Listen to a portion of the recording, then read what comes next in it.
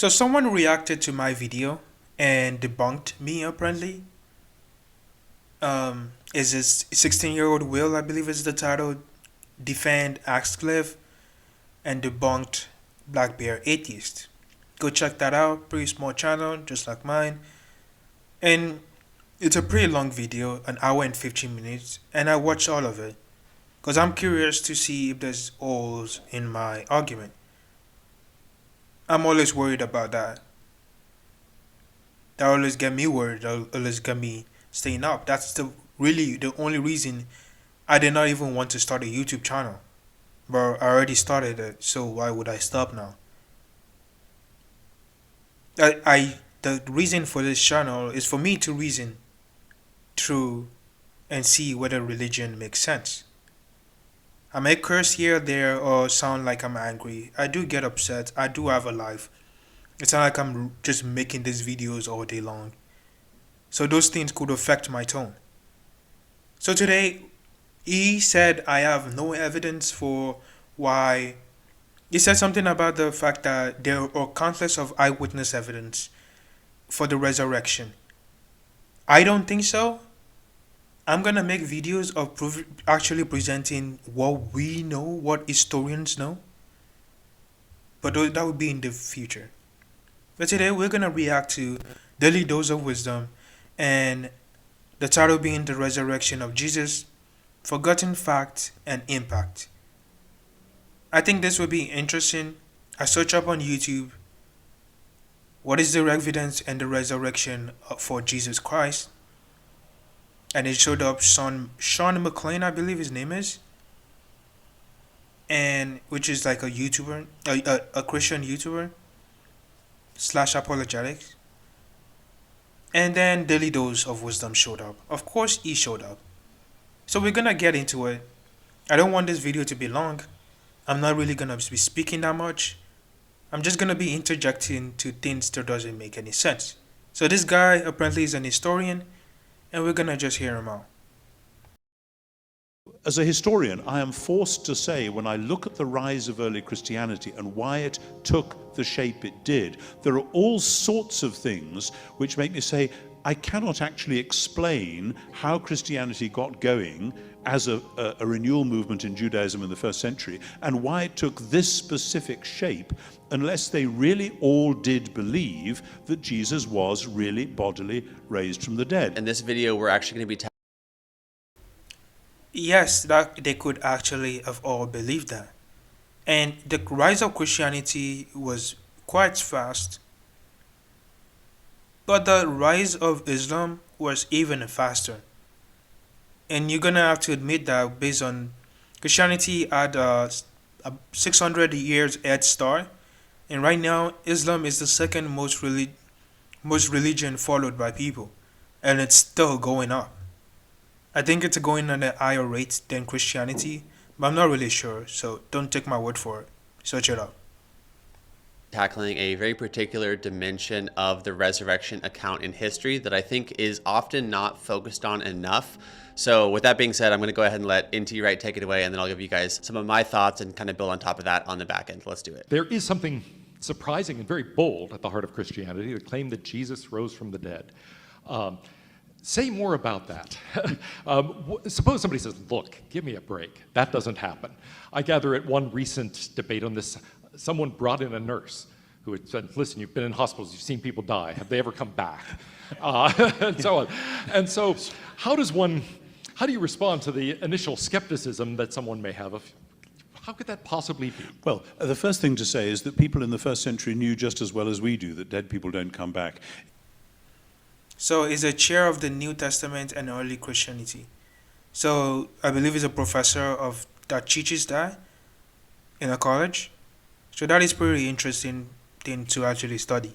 I would have probably gone into like studying Christianity if it weren't for like me trying to actually make money.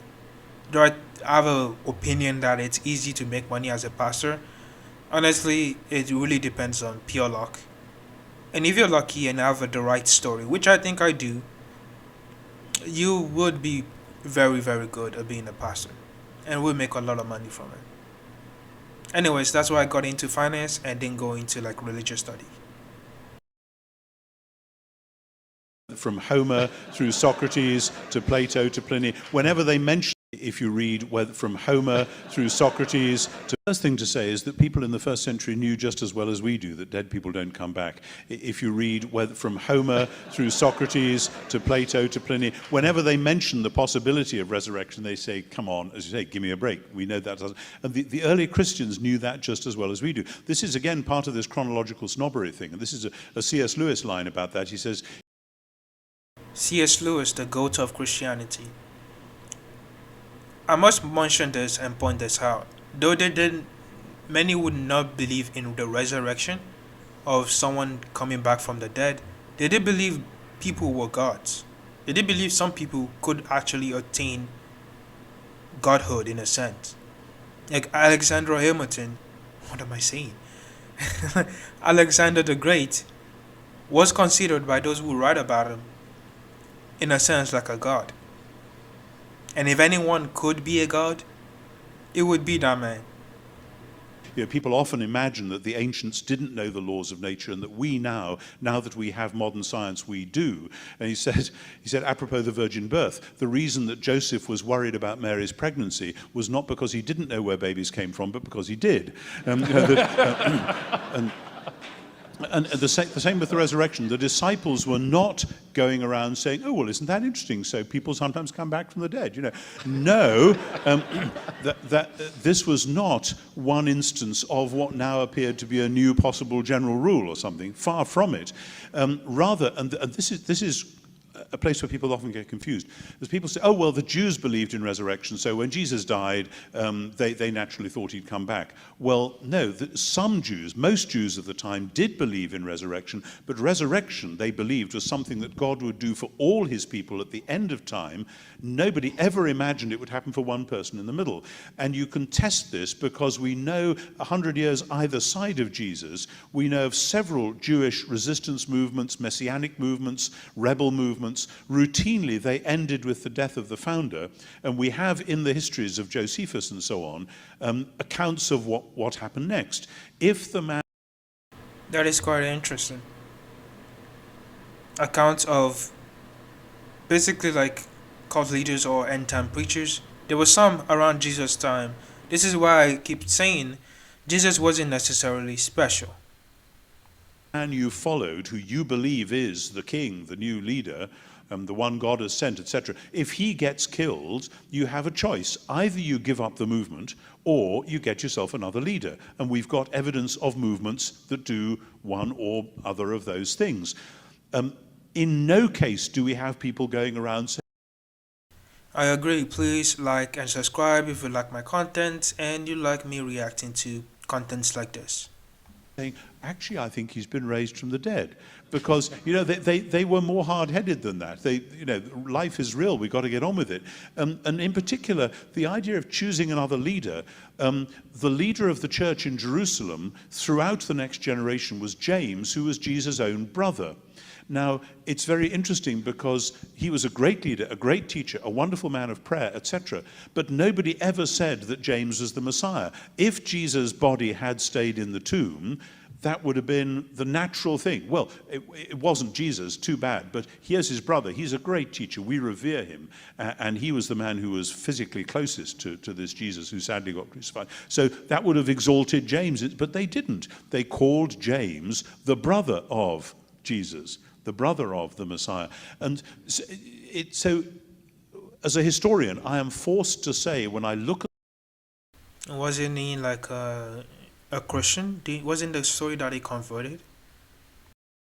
The rise of early Christianity and why it took the shape it did, there are all sorts of things which make me say, I cannot actually explain how Christianity got going as a renewal movement in Judaism in the first century, and why it took this specific shape, unless they really all did believe that Jesus was really bodily raised from the dead. And when you say, but why would they believe that? Could this have been a corporate hallucination or whatever? You can look at those arguments, and I've looked at them and I've written about them, and actually that doesn't work either. They knew about hallucinations. Not to the extent that we know today. No, they actually don't. Not to the extent that we know today. That you're prone to actually seeing your loved ones when they dead recently, when they recently die, you're prone to seeing them.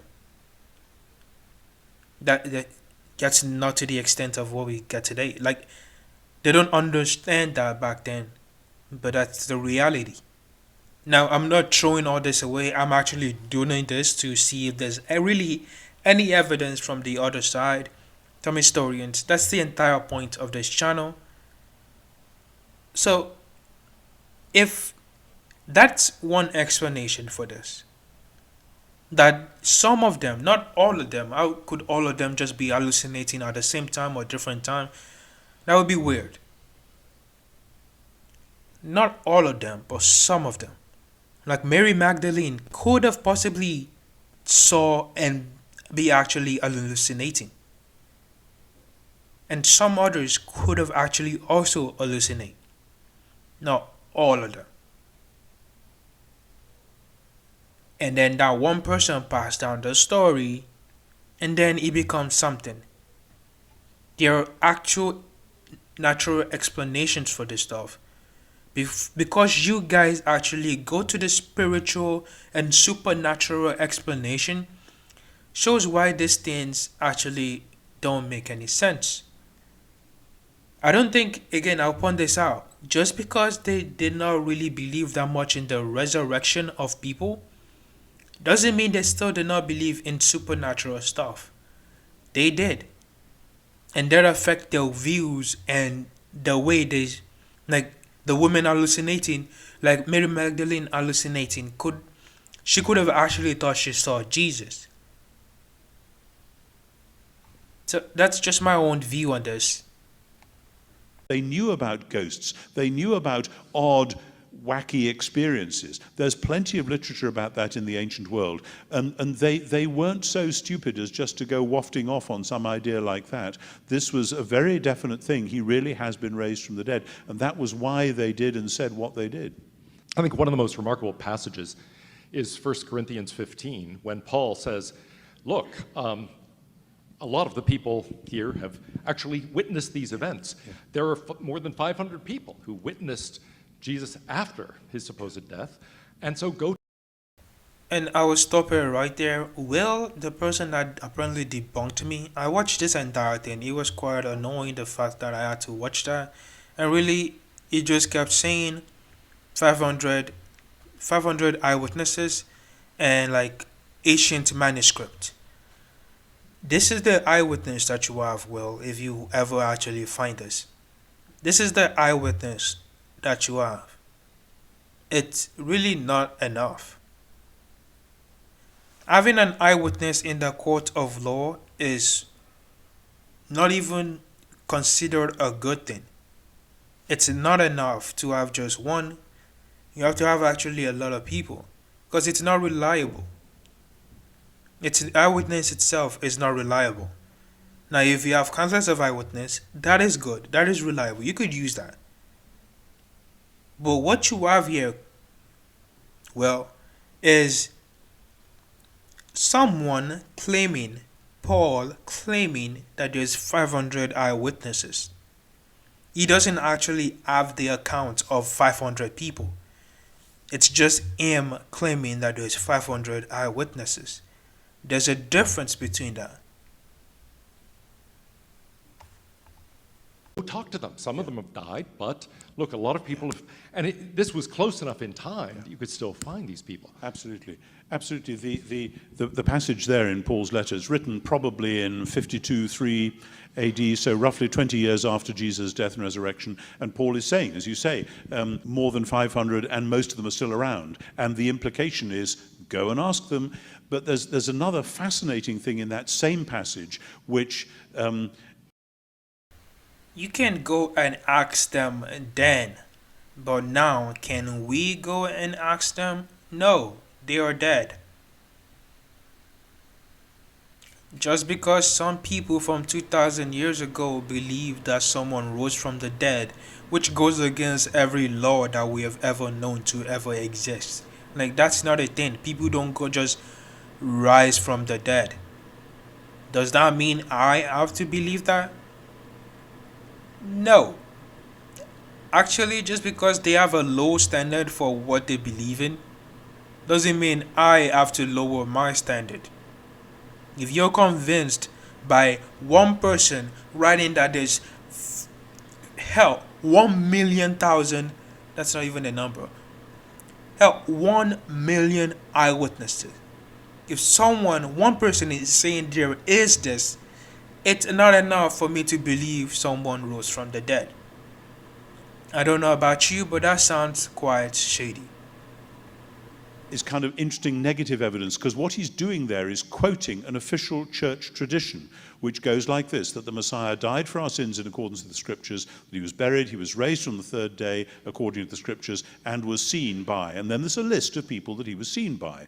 And he was seen by Peter, by James, by all the apostles, by 500 at once, and last of all, Paul says, by me. And anyone who knows the early Christian stories, Matthew, Mark, Luke, and John, will say, something's odd about this, because in Matthew, Mark, and Luke, and John, the first people to see the risen Jesus are the women.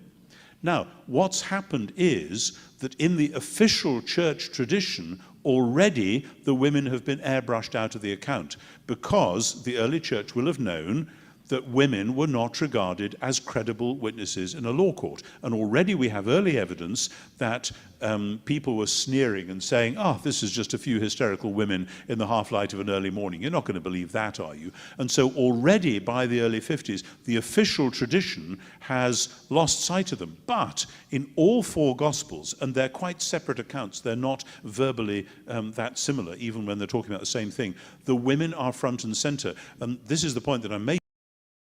That is a good thing to point out, that they were not all really the same thing. Even though they were, in a sense, copying it from each other, they were not all saying the same thing. You would never, ever, ever have made that up. Either these stories go right back to the beginning, or they are complete crazy fantasies by people later on who are deliberately shooting themselves in the foot in terms of the credibility of the argument. So that 1 Corinthians 15 is important, but it's important partly as a sort of negative witness, throwing into relief the extraordinary fact that we have these four separate accounts in which the women are the first to see him. If God actually... Before Brandon talks, I hope I'm pointing things out that actually are making sense. This is kind of like a response to Will. I generally don't care about Brandon. He doesn't say anything that's actually important. Well, if you have women being the first account, yes, it shows that it was probably a woman like Mary Magdalene that saw Jesus first hallucinate. That is a possibility. That's more of a possibility than to go and say someone rose from the dead. It's all about which one is more probable. And it's more probable that they were hallucinating.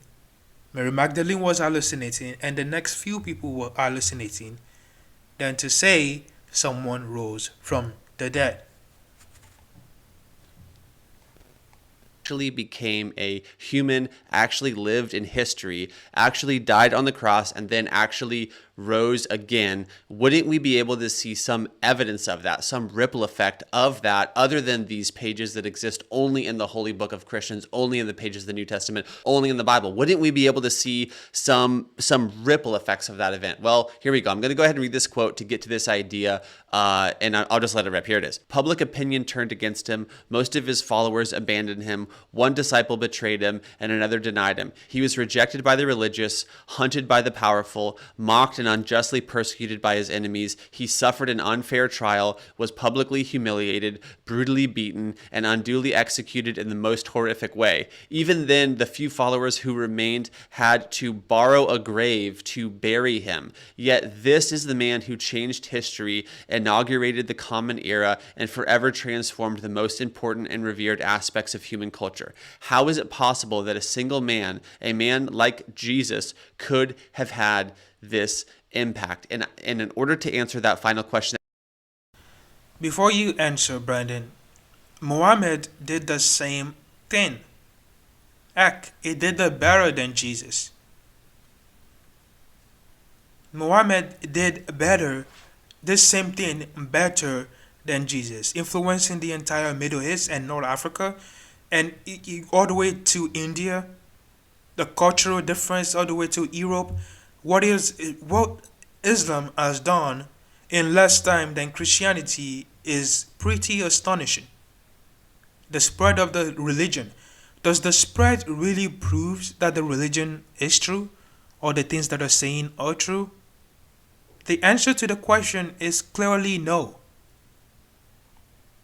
That was given. How is it possible? And you have to first start with what N.T. Wright is saying here, that his original followers believed that he was risen, and that belief transformed them from cowards to the people who actually spread the gospel message out into the Roman Empire, and who, through doing so, transformed the world for the good. Hospitals are rooted in Christian understanding. Monasteries and also modern universities are rooted in Christianity. Jesus is the most written about character in history. He is the most painted character, the most sung about character. There's even... Does any of this prove whether it's true? Just because people sing about him, just because people write about him, does it prove that he actually did miracles? No, it just means people believe it did.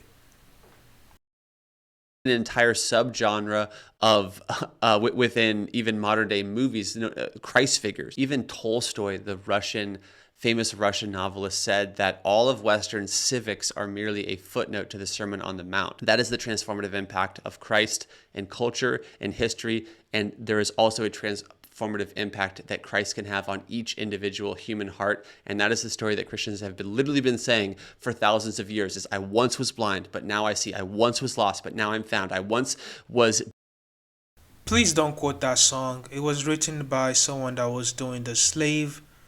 He was a captain of a slave ship and literally destroyed my love for that song. Anyways, that was a very it was a very shocking moment in my life.